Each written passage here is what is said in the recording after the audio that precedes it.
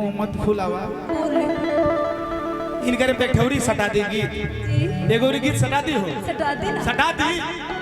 हल्ला करके बताओ, गीत सटा दी, हल्ला करके बतावा, सटा दी, एगो गीत सटा दी कि कुचुर कुचुर आंख छावा छछुना रो का करबू छछुना रो का करबू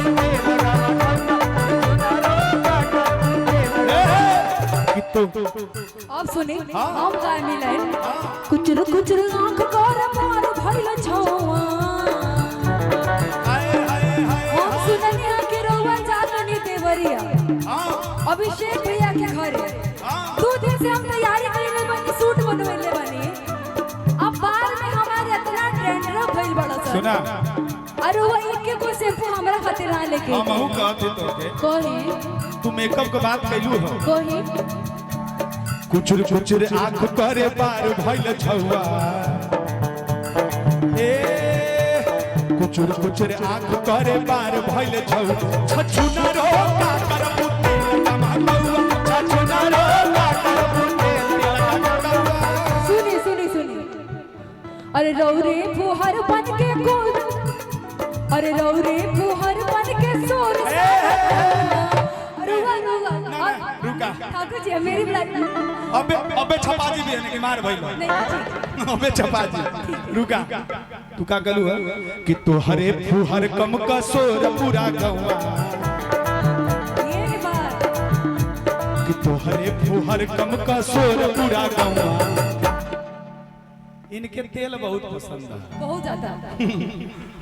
और वो तेल कौन कि छछुना रो का करबू तेल लगा छछुना रो का करबू तेल लगा छछुना रो का करबू तेल लगा। अब हमारा सुनी है नहीं आई। अरे कुचर कुचर आंख कर मार भइल छौवा ठाकुर जी ले आईती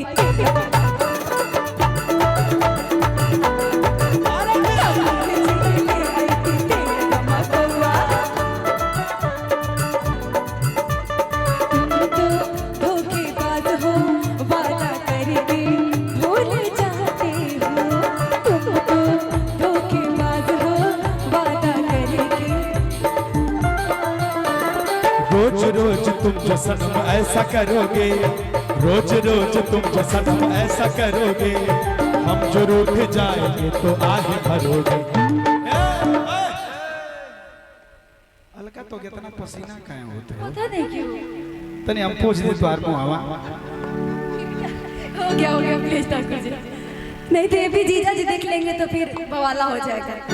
रुका ऐसे पूछनी है ना कि अभिषेक वो भौजी की तरफ से हमके आशीर्वाद आएगा, बहुत बहुत प्रणाम, गोड़ छूके गोड़ लगा तनी बहुत बहुत धन्यवाद। लेकिन का किसी लवन पचूड़िया थोड़े लुए जा, सिलवन पचूड़िया थोड़े लुए जा कि अपना राजा जी के दिलवा नहीं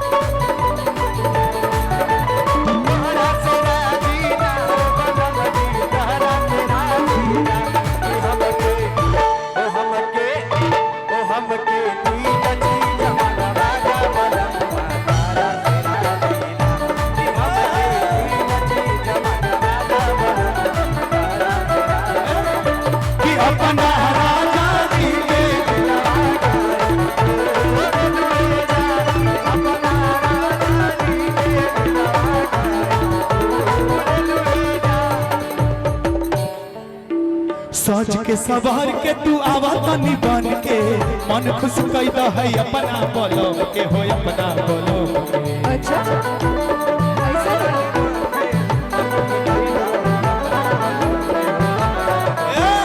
सज के सवार के तू आवा तनी बन के मन खुश कैदा है अपना बोलो के हो अपना बोलो के। तो बहरी लहारी जाके लुटे हो तबे सटी हो बोलो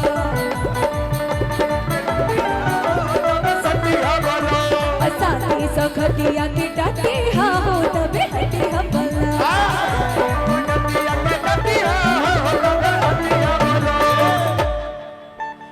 गोरी हो राजा हो बेरी बेरी मुहावा तेरे लुढ़ा